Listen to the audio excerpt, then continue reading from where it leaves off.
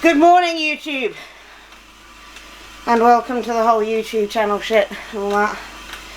You know, when people say that, it's like, I find it a cheesy and cringy, but welcome to the YouTube channel. Might go out on Instagram. Now that'll confuse you. Anyway, this morning I thought that I'd put this video together because a load of you are asking me to do like a day in the life, and it's one of those things. So I got up this morning, did my whole weigh-in, brushed teeth, hygiene and all that kind of crap. Did my blood sugars and my blood pressure because I do that once a week to make sure that I am healthy, which I am. And then 6 days a week I start my day off with 20 minutes worth of medium intensity steady state cardio. I like using the bike mainly because the last lockdown when I did that stupid rower challenge and I was rowing for 7 hours, I never want to sit on a rower again. Plus the bike has the least interference effect. So I do this at 5 o'clock in the morning every morning, 6 days a week, and then I'll get on with my day, which you will have an insight into.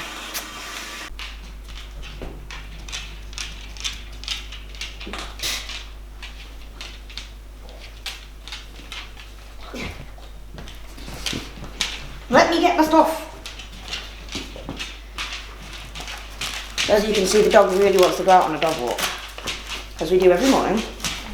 Yes, I know. I put one of these on because the other week I fucked up my back. So this actually this actually, allows me to keep a nice tight brace when I walk. Yes. So it's not for anything to kind of like, you know, pull in my waist or anything like that, because that don't work. But it does allow me to keep nice and stable. And I have a bit of a bad brace anyway, which you'll find out in a later video as to why. I'm actually going to the hospital today to sort it out. Not to sort it out, but for like pre-op. So I wear one of these to just keep my posture up nice, and it takes the pressure off my back. Ow.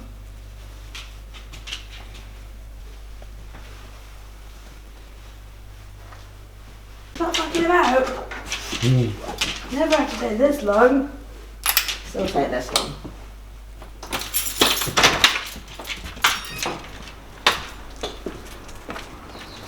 To put a lot more pressure onto particular joints, especially if you haven't got a spotter, so you're obviously lifting bars off yourself and not being in a particular great setup.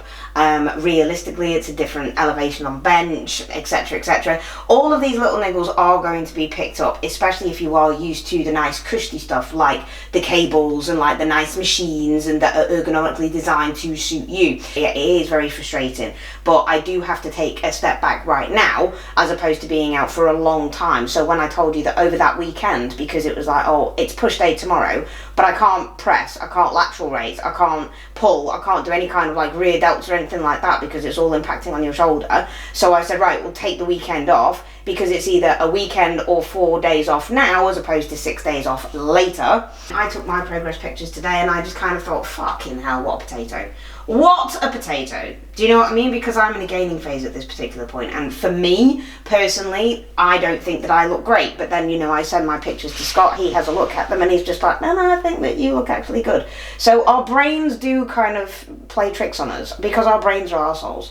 What you may not feel comfortable about your body now won't translate into what you show on stage. It's not like you're going on stage looking like this at this moment in time. It's not like you're going to go on stage next week.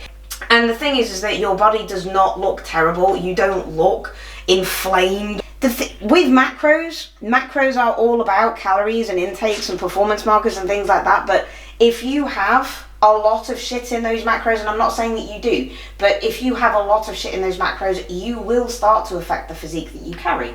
I don't want you to be restricted in your off season. I don't want you to do that. But it's just some of these elements that we need to kind of take into account.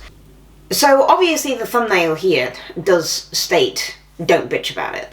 And the thing that I'm talking about in terms of like stop bitching is realistically, if you choose to do something, whether it be a competition prep, whether it be bodybuilding, whether it be powerlifting, whether it be strongman, football, basketball, swimming, kayaking, whatever, It's your choice to do it. Now, one of the things that I'm always going to say to anybody is the fact that if you are going to be taking on a contest prep or a performance outlier or anything along those lines, you've got to be prepared to understand what it is all about and what is entailed about it.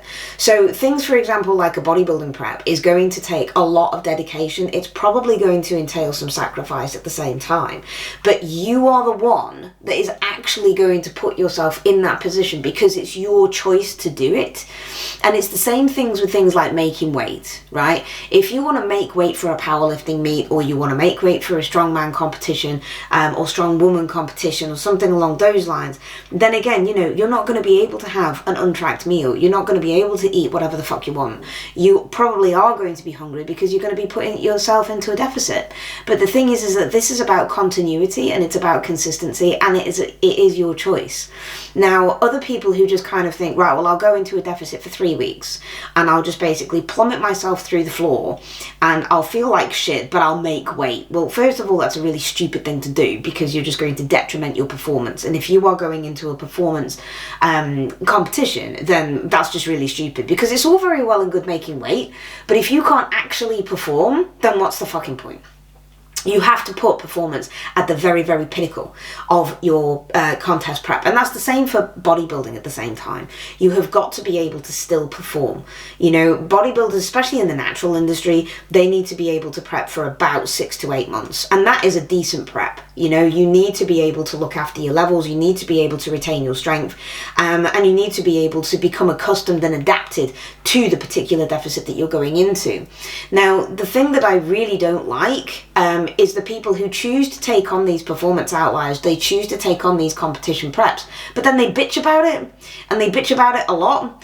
And that's the thing, is that if you want to take on these competitions, if you want to take on these preps, you have got to learn to basically not bitch about it.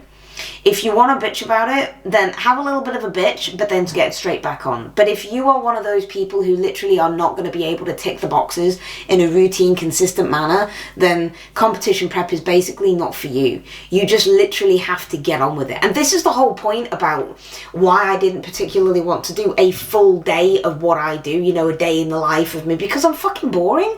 I really, really am. And the majority of bodybuilders and competition prep athletes, and the majority of athletes in general, they are boring, because all they end up doing is doing the same thing day in, day out, routine, every single week until they hit that outlier. And then even when they hit that outlier and they hit that competition, they get on the stage, they perform well, they do everything that they need to do, they're still boring, because post-show, might go out for a couple of drinks, might go out for some food, you know, but after that, it's all about improvements. It's all about performance improving, you know, and that's all it is. That's why it's so bloody boring, you know, it is boring. And that's the reason why I didn't want to do a full day in the life, because as you saw, you know, I did my cardio. This was a rest day as well, so it wasn't even that interesting because it was a rest day. I went to the hospital. I went to go and have a pre-op because I'm going to be having a surgery in a few months. So I didn't particularly want to take you guys with me, but you know, as you can see, my entire day was literally taken up by my cardio, my stretching, my vacuums, my TVA in terms of my core work and things, walking the dog, sorting the kids, doing my work, eating. I didn't put any food on today purely for the simple fact that I just didn't see it, again, necessary. If you want me to do a full day of eating, then I will do. But again, I eat the same thing day in, day out. It's just something that sits well and digests well with me, and it's so I can get the food in. But again, if you want me to do that, then I can do that for you. But it's fairly, again, boring and plain. So that's just basically how I wanted to end this video, because I just wanted to say that if you are thinking about undertaking a prep or a competition of any kind of performance realm or sports realm, then do it. Do it for you. Don't say that you're doing it for anybody else, because you're not. You're doing it for yourself. It is a selfish sport. Any kind of performance sport is selfish because of the sacrifices that you have to make.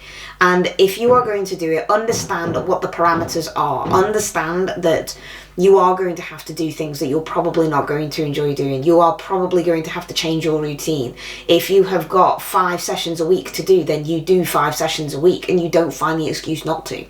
If you've got cardio to do, then you just get up earlier and you do the fucking cardio, and you don't make an excuse that you not want to do it. If you want to be competitive, these are the things that you do, and you just don't bitch about it. The winners don't bitch. The people who make an impact don't bitch. If you just want to go for a bit of fun and, you know, make up numbers and all the rest of it, then go for your life. But just understand that it's not as easy as people make out to be. So I hope that doesn't make me sound too much like an arsehole, because I'm not an arsehole. And yeah, remember that. That's the biggest key thing that you can take away from this. Don't be an arsehole.